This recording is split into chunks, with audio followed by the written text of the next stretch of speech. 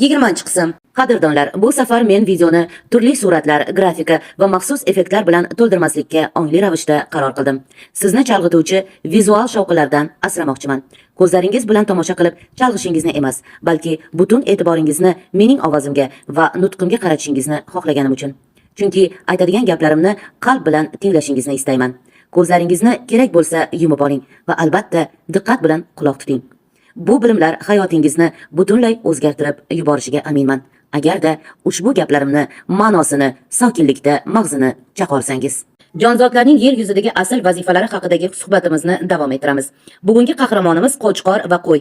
Muqaddas Qur'oni Karimning Nur surasi 41-oyatida Alloh taolo shunday marhamat qiladi.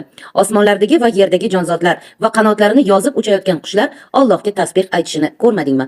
Har bir o'z duosini va tasbihini yaxshi bilur. Yer yuzidagi har bir jonzot bu hayotni his qiluvchi tirik jondir. Ular ham seva olishadi, quvonishadi, xuddi yosh boladek o'ynashadi. Lekin eng dahshatlisi, ular og'riqni va cheksiz qo'rquvni his qilishadi. Bugungi kunda millionlab qo'ylar insonlar tomonidan tinimsiz so'yilmoqda. Chunki biz ularni faqat yeyish uchun yaratilgan deb xato o'ylaymiz. Vaholanki, yaratuvchi ularning zimmasiga butunlay boshqa vazifani yuklagan. Ularning missiyasi yer yuziga iliqlik, tinchlik va yuvoshlik energiyasini olib kelishdir. Ular bizga o'z junlarini berib, insoniyatni sovuqdan asraydi. Yerni avaylab tozalaydilar. Qo'chqor bizning bog'bonimizdir. U o'zining o'ziga xos tishlari bilan o'tlarni xuddi ehtiyotkor maysa so'rg'ich kabi ildizlariga mutlaqo zarar yetkazmasdan avaylab qirqib oladi. Yaylovlar bo'ylab yurganida esa tuyoqlari bilan yerga muloyimlik bilan ishlov berib, uni yumshatib boradi va shuning asnosida u o'z-o'zidan o'gitlab ketadi. Bu tuproqning nafas olishiga, yangilanishiga hamda yangi kuch bilan yashashiga yordam beradi. Mana shunday aslida qo'y va qo'chqorlarimizning vazifasi. Ammo biz nodon odamlar yana xato talqin qilib, aldovlarga laqqa tushib, ularni birma-bir qirib tashlab, so'yib, yeb tashlayapmiz. Ammo hali ham kech emas.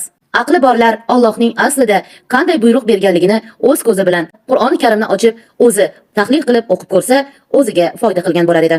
Men shunchaki tavsiya qildim. Tanlov esa o'zingizda. Ular o'lim uchun emas, hayot uchun yaratilgan. Bir narsa haqida chuqurroq o'ylab ko'ring. Jonzot so'yilayotgan vaqtda uning butun vujudida dahshatli o'lim qo'rquvi ajralib chiqadi. Bu qo'rquv uning go'shtida, har bir hujayra, kletkalarida muhrlanadi. Inson buni taom sifatida iste'mol qilganda esa, o'sha hayvondagi qo'rquv hujayralarini avtomatik ravishda o'z vujudiga singdirib oladi. Hech o'ylab ko'rganmisiz, nega hozirgi zamonda odamlar ichida sababsiz vahima va doimiy qo'rquv hissi shunchalik ko'payib ketgan? Chunki biz o'z tanamizni mana shu qo'rquv energiyasi bilan zaharlamoqdamiz. Bilaman, hozir go'shtxo'rlar ichidan axir kitoblarda ruxsat berilgan-ku, Allohning o'zi qurbonlik qilishni buyurgan-ku deb bahslashadiganlar topiladi. Kommentlarda turli o'zini negativ fikrlarni ham bildiradiganlar topilishi mumkin. Bu haqda alohida kattaroq bir videorolik qilganimda batafsil gaplashamiz. Lekin hozir aqlimizni ishlatish uchun 3 ta narsani qisqacha eslatib o'tmoqchiman. 1. Qur'ondagi oyatni eslang. Allohga qurbonliklaringizning go'shtlari ham, qonlari ham yetmas. Kerak emas.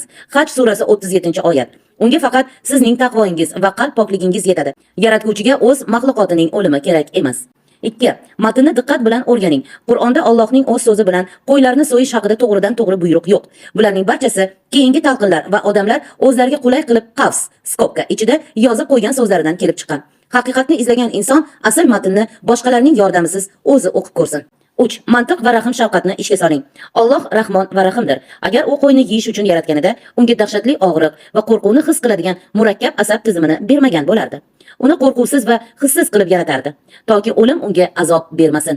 Va albatta, yaratuvchi inson hujayralarini go'sht orqali qo'rquv bilan zaharlanishini istamaydi. Axir Alloh insonni yer yuzida o'zining xalifasi, bunyodkor va qo'rqmas botir qilib yaratdi. Vahima ichida yashaydigan qo'rqoq emas. Va insonni xalif qilib yaratganini u albatta barchamizga bayon ham qilib bo'ldi. Qo'y oliyjanob sabr va soflik timsolidir. U hayotga, odam zotiga xizmat qilish uchun kelgan, odamlarga taom bo'lish uchun emas.